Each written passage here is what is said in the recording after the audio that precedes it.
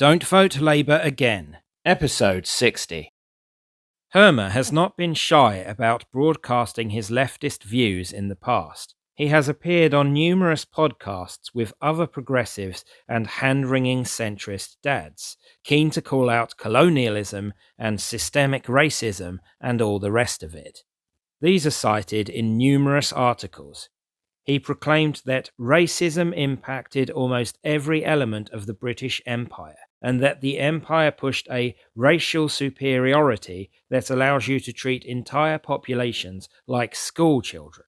He apparently suggested that all children and education secretaries should be made to read about violence in the British Empire.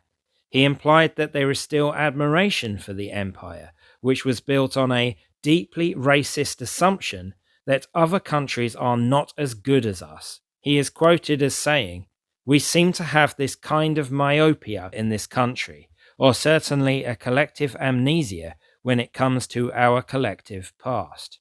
In another appearance, he said he was acutely conscious that slogans such as "Stop the boats," "Control our borders," so on, are capable not only of being distracting, but also dehumanizing.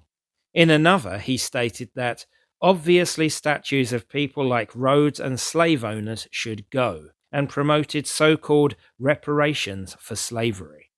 Even to very liberal friends, I would have real difficulty explaining to, in a way that would persuade them, about the case for reparations and why there was both a moral and legal, but certainly moral argument for it. Just Stop Oil, who had committed criminal damage and caused no end of disruption, also drew his praise.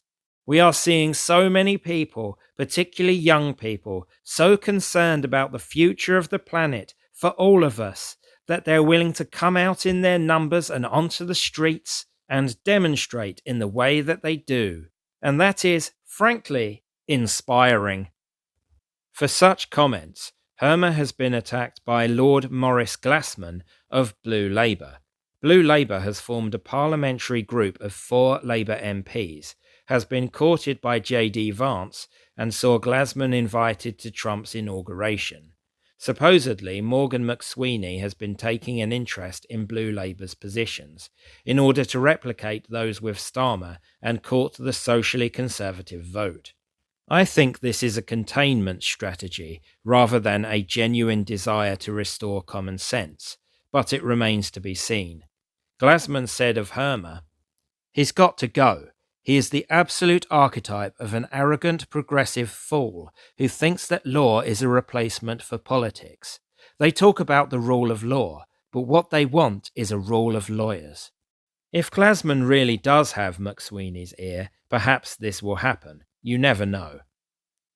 Starmer and Badenoch clashed over the Chagos deal in Prime Minister's questions on February the 5th. Starmer's line was that the legality of the Diego Garcia base had been cast into doubt, and thus is not able to operate in practical terms as it should. What he is referring to, I assume, is the 2019 advisory judgment by the ICJ that Britain needed to give the islands to Mauritius.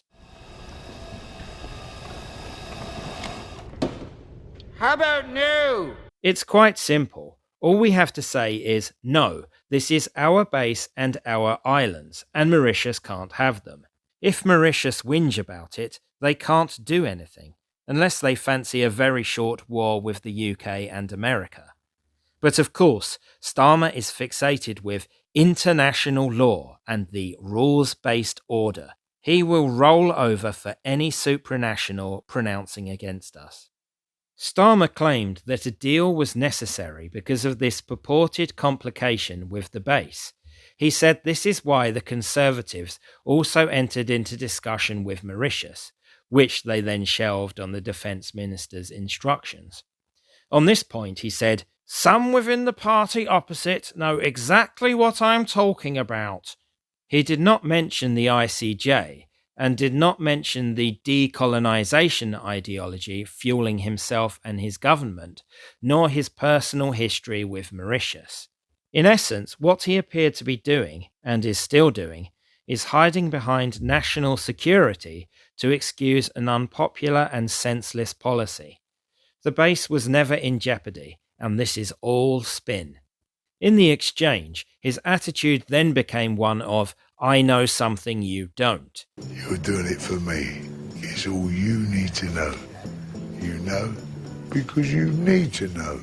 He implied that there is some great secret that Badenoch would know if she had been briefed properly. But he couldn't spell out what this was, conveniently, because of national security. I see.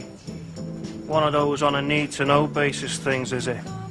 Like one of those James Bond films. And if Badenoch were to be told, of course, she would not be able to reveal it either, along with anything said within the briefing. This is a similar tactic Starmer had over the Rudakabana terror charges, hiding behind the I couldn't jeopardize the court case get out. If the leader of the opposition is properly briefed on the national security implications when she's asking these questions, then she knows exactly what I'm talking about in terms of national security and legal certainty. If, on the other hand, she's not properly briefed on the national security implications, she's not doing her job. She's not concerned about national security, and she's not fit to be Prime Minister. In his next response, he added, I noticed she didn't say she was briefed about the Chagos issue. This is important. When she became leader of the opposition, I said to her that I would give her a briefing on any national security issue if she asked for it. She has not asked for a briefing on the Chagos Islands. That's because she's far more interested in chasing reform than in national security. I find it unlikely that Badenoch would turn down such information were she offered it, even if it meant she would lose an attack line against Labour. Ever the lawyer, he didn't explicitly say that such a briefing would contain a compelling reason to give away the islands and hire the base from Mauritius. He just implied it would. If it were to come out later there was no compelling reason, Starmer could just say, I never said there was. He's hoping the national security angle will be enough to distract from his anti-British policy and his lousy negotiation skills. These are from my article series Don't Vote Labour Again, published on my Substack, link in description. I usually split each subject into smaller episodes. In the description you will find links to the other episodes. You can also check out my playlist to find every single one.